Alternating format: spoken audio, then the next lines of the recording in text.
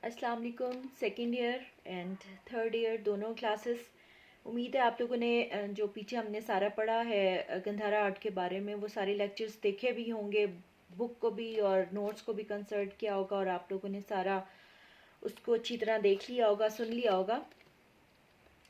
तो जैसे कि हम पढ़ रहे हैं कि गंधारा आर्ट के दो पार्ट थे, ये दो हिस्सों में डिवाइडेड है। पहला मुजस्मा साजी और दूसरा मुसव्वरी।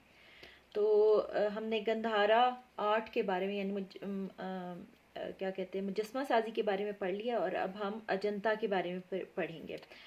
तो अजंता जो है वो एक इंडिया के अंदर एक इलाका है, औरंगाबाद उसके करीब अजंता की गारें हैं।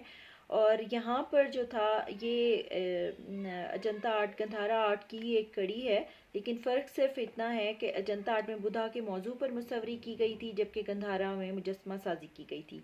गंधारा आर्ट में मोरियन और कुशन एहत में हुआ जबकि अजंता जो है वो गुप्ता और पोस्ट गुप्ता एहत में हुआ। और जैसे कि मैंने आपको पहले ही बताया था कि साथ साथ ही हिंदुइज़्म यानी हिंदू तर्स भी इस आर्ट पर गालिब आना शुरू हो गया, बल्कि पूरे मज़हब के ऊपर गालिब आना शुरू हो गया था। तो अजंता आर्ट को गारों का फ़न या केव आर्ट कहते हैं। इसको केव आर्ट को आपने अंडरलाइन करना। सम टाइम शॉर्ट क्वेश्चन में पूछ लेते हैं कि केव आर्ट क्या है या इसके बारे में आप क्या जानते हैं। तो केव आर्ट दीवारी मुसव्वरी तो है, लेकिन ये गारों के अंदर की जाती है और वही फ्रिस्को तरीके से की जाती है। तो इस दौर की तमाम मुसव्वरी गारों की दीवारों पर पाई गई और इसमें अजंता और एलोरा और बाघ की गारें जो हैं वो मशहूर हैं या शामिल हैं। हो सकता है कुछ और चीज़ें भी हों जो कि अभी तक दबी रह गई हों और हमारे सामने ना आई हों, लेकिन फ़िलहाल ये जो गारों की मुसव्वरी है वो एक पहले नंबर पे अजंता पे, फिर एलोरा और फिर बाघ के अंदर ये मौजूद है।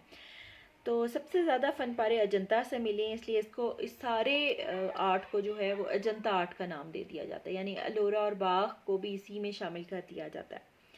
तो अजंता हिंदुस्तान में दक्कन के शहर औरंगाबाद के नज़दीक वाक़ है। ये विखुरा अंदी के साथ साथ पहाड़ों का सिलसिला है और पहाड़ों के दरमियान में वादी है। इन गारों की दरियाफ्त भी इत्तेफाकी तौर पर हुई कि 1822 में चंद सिपाही जो थे वो शिकार की गर्ज से इन पहाड़ों में गए।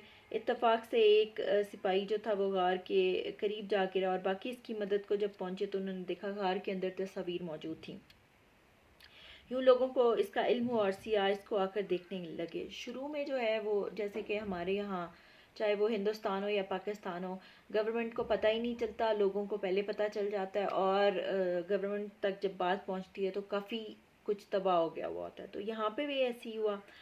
तो बेशुमार लोग आना शुरू हो गए और लोगों ने दीवारें ख़राब करना शुरू कर दी। एहतियाती तदाबीर का ख्याल ना रखा गया और जब हुकूमत की तवज्जो इस तरफ हुई तो तब काफ़ी देर हो गई थी। खैर गवर्नमेंट ने 1844 में बरतानिया से एक माहिर रॉबर्ट गिल को बुलवाया। ये एक आर्टिस्ट था। रॉबर्ट गिल ने 26 साल तक इन गारों के लिए काम किया, बहुत सी ड्राइंग बनाई और तबाह हो जाने वाली तस्वीरों को अपनी इन तस्वीर में